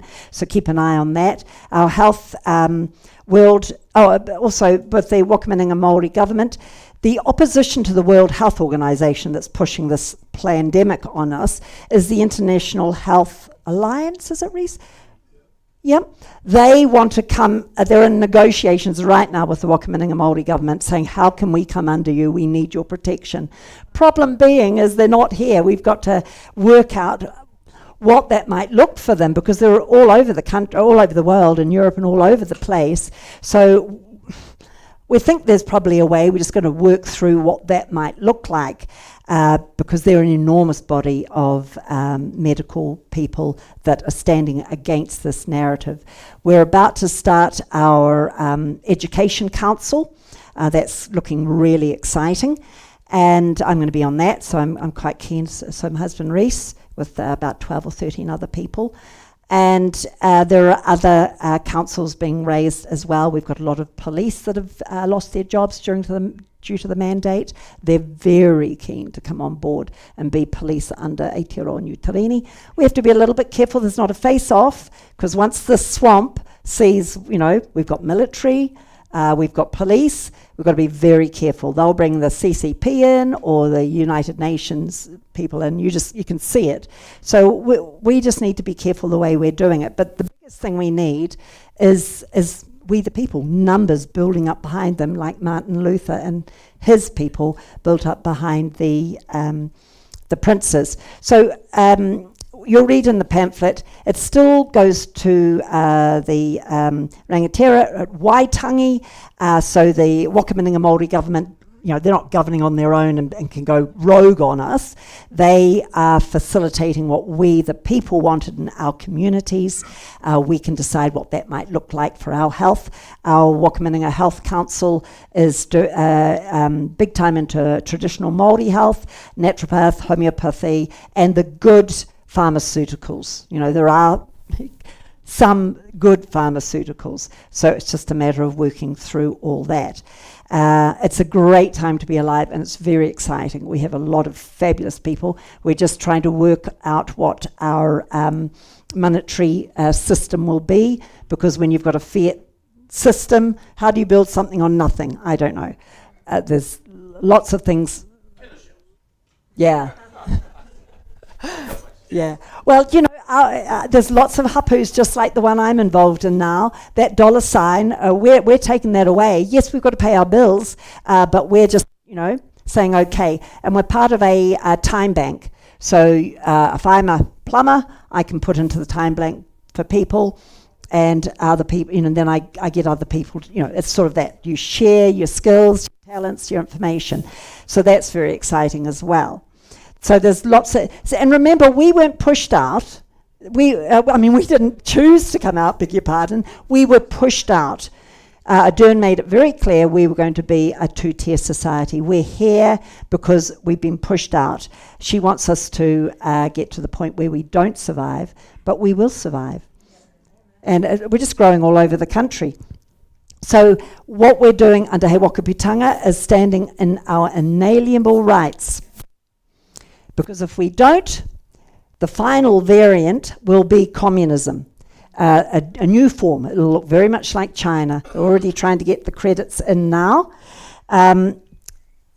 Stephen Ulrich, he is the CEO of Bayer, and he said this just a few weeks ago. Ultimately, the mRNA vaccines are an example for that cellular gene therapy.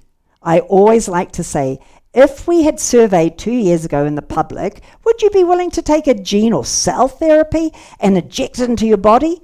We would probably have had a 95% refusal rate. I think this pandemic has also opened many people's, that'll be the elites, eyes to innovation, to agendas, in a way that was maybe not possible before. So, they proclaim it from the rooftops. You've just got to hear it. Here's the UN. This is their latest bit of sculpture. Now, it's supposed to come donated from some poor little chap. What's his name? Where is he? There he is. Jacobo and his wife Maria from Mexico. Well, yeah, it looks really Mexican to me. Not.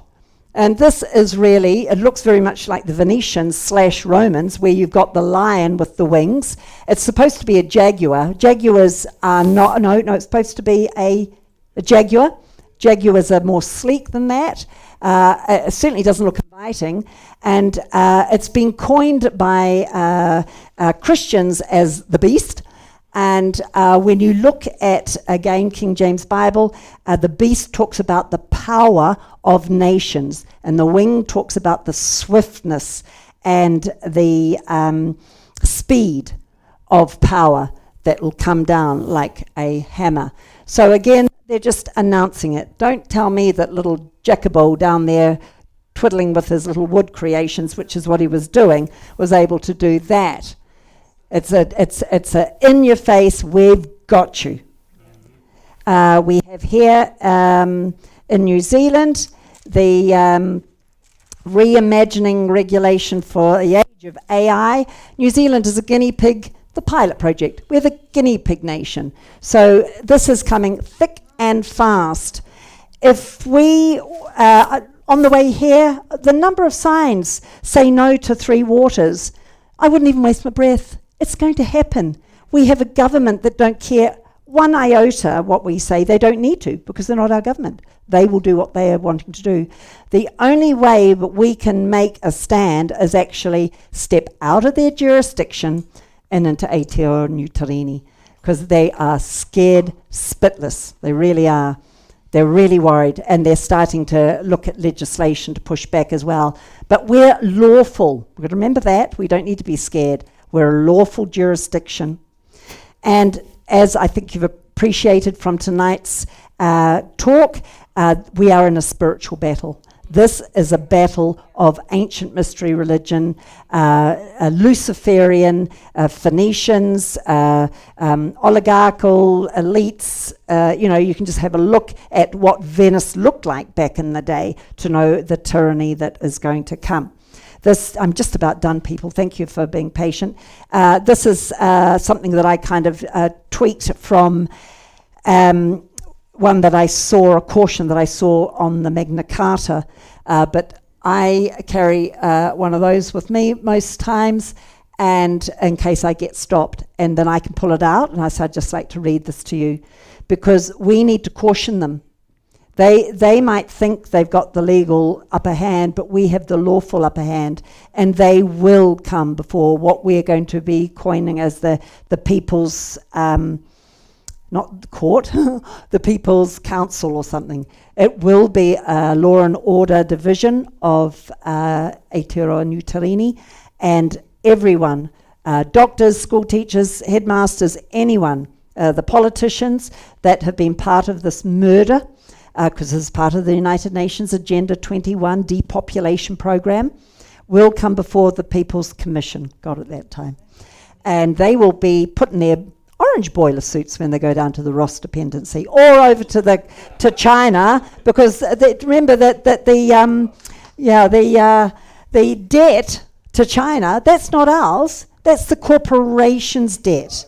So Jacinda's 160 or 150 million that she's suddenly, well, no, she's now worth that all of a sudden.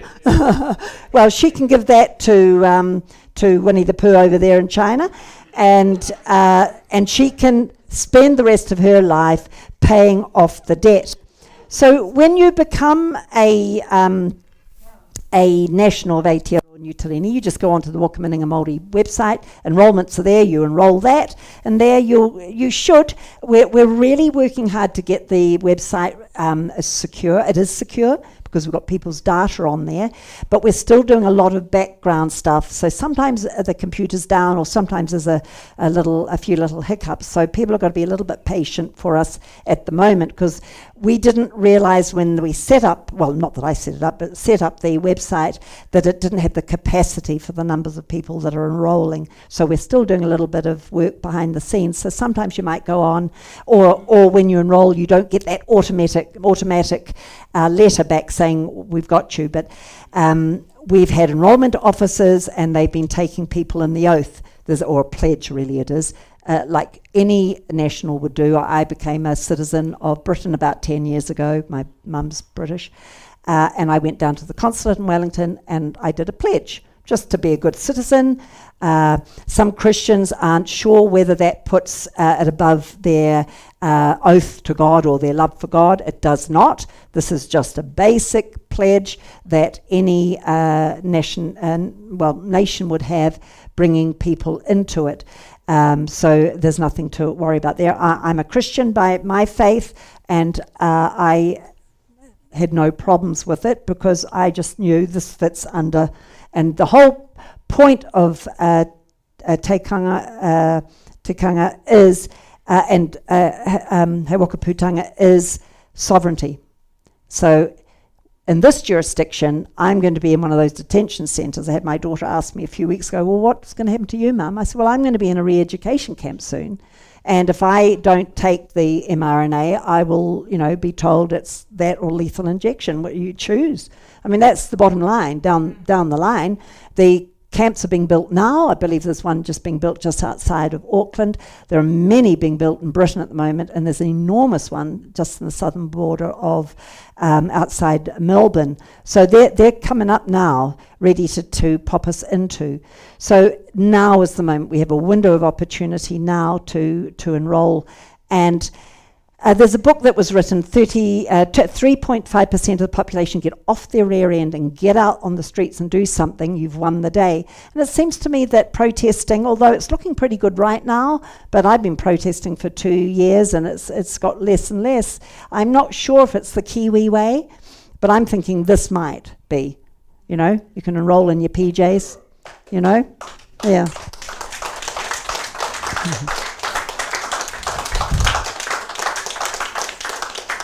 So that is, thank you, that is my last slide.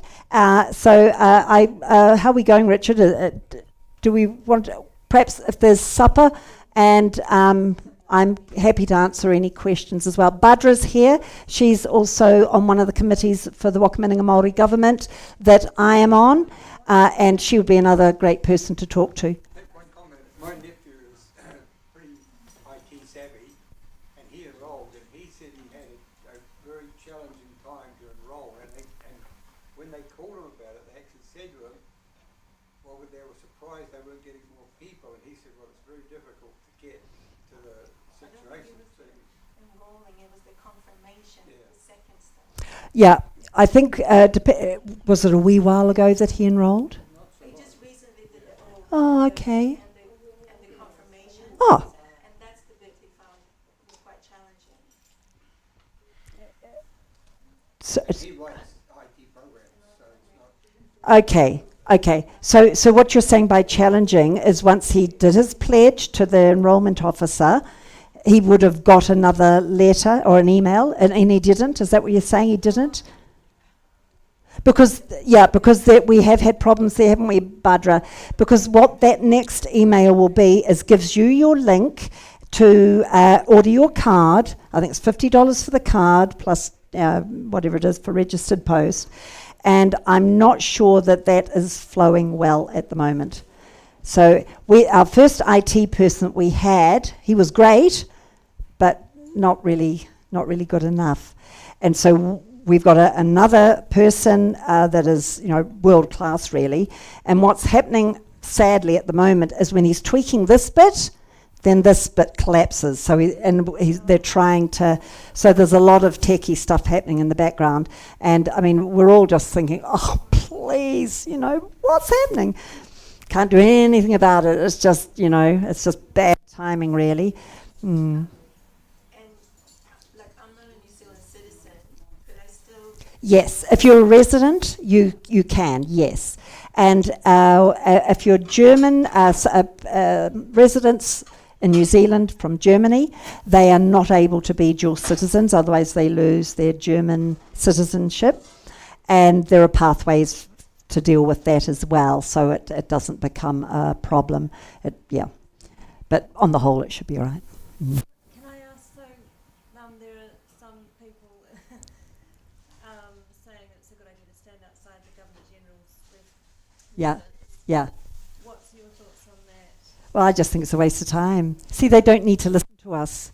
We're dead. We're lost at sea.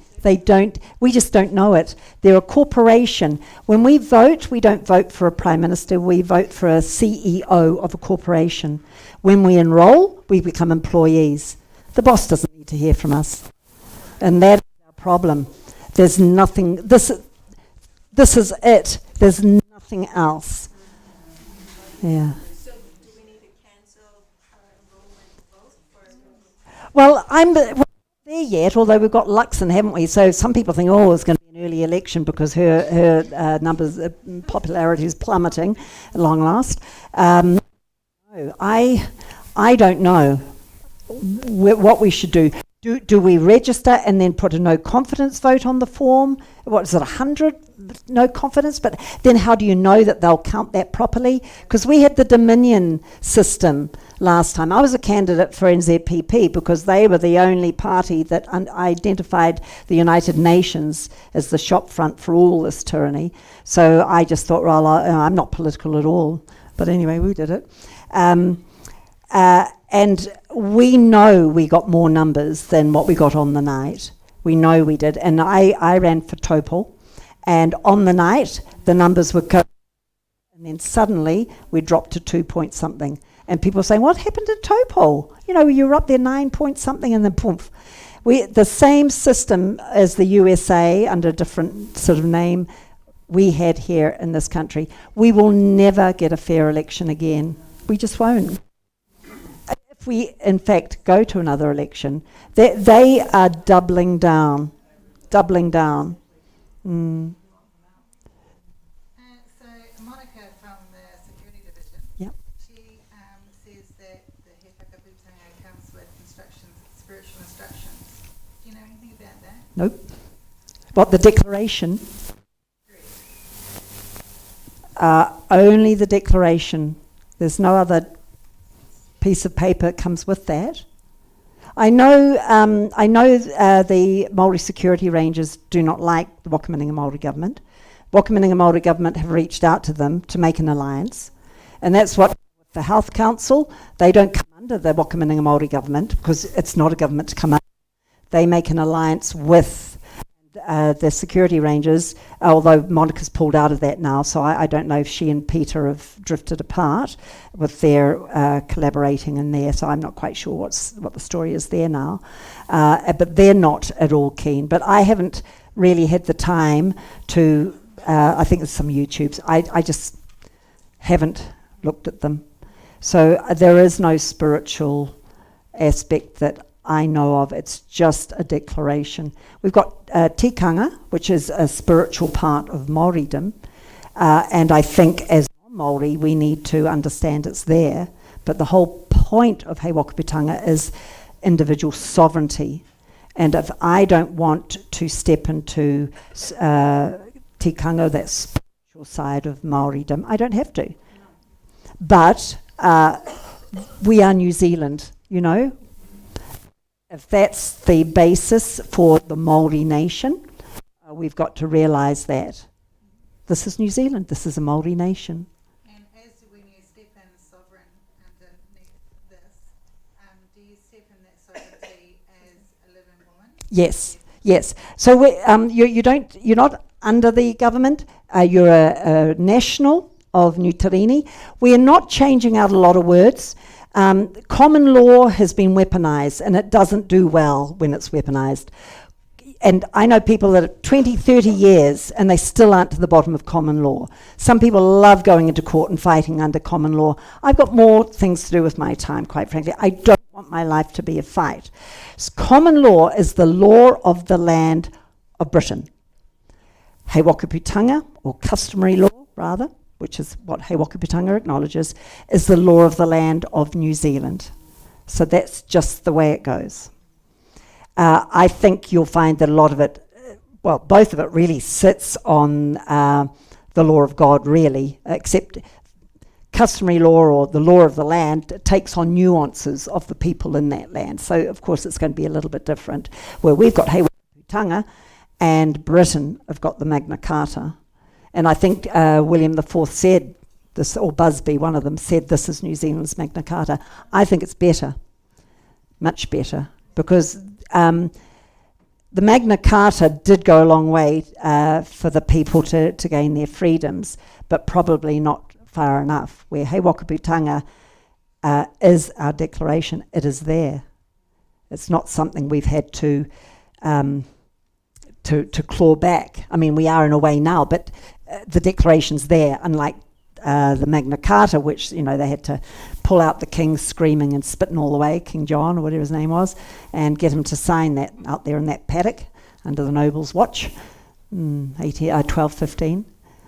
And the code that you have on there, QR code, that's your information only. You get, but there'll be a PIN number for that as well, a private number you'll get, and that will have all your bits.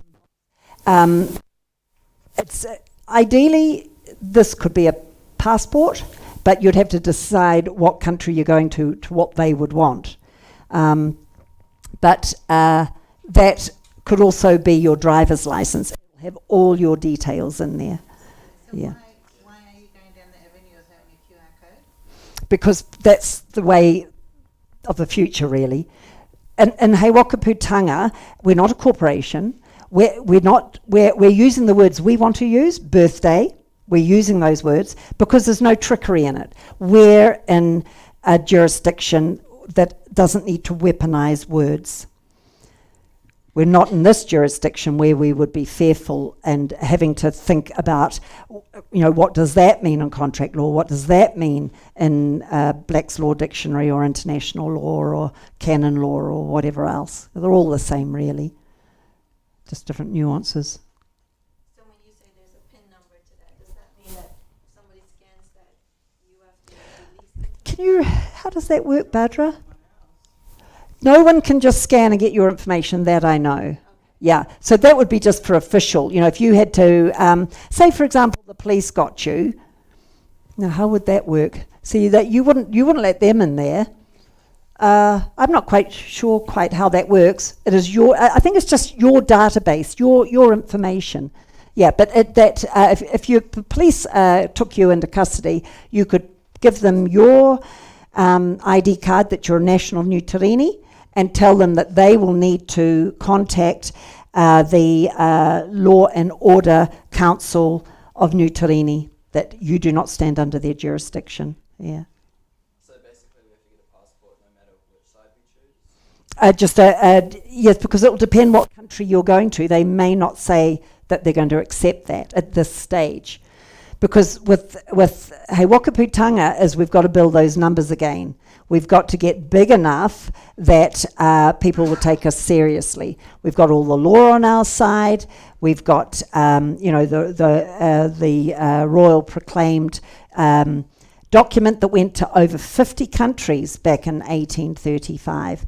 The Wakamininga government have also reiterated that through the world as well. They've sent out more documentation, just making sure that people realise that we are actually still here. There's been discussion whether we need to go to The Hague and push through, but that's big money and years of work. But there's, everything's on the table at the moment just to see how best, and everything we're doing is for the protection of the people. That's what it's all about. Yeah. I think if we've got any more questions, if you can give them to us, because we're going to do an interview tomorrow with Antoinette, because we really need to wrap it up. Otherwise, we're going to keep going all night. There's one lady just here. Could we have her question and then finish it? Make it the last one. Okay. Quick questions. With the Maori Security Division, Maori Ranger Security Division, they said that our flag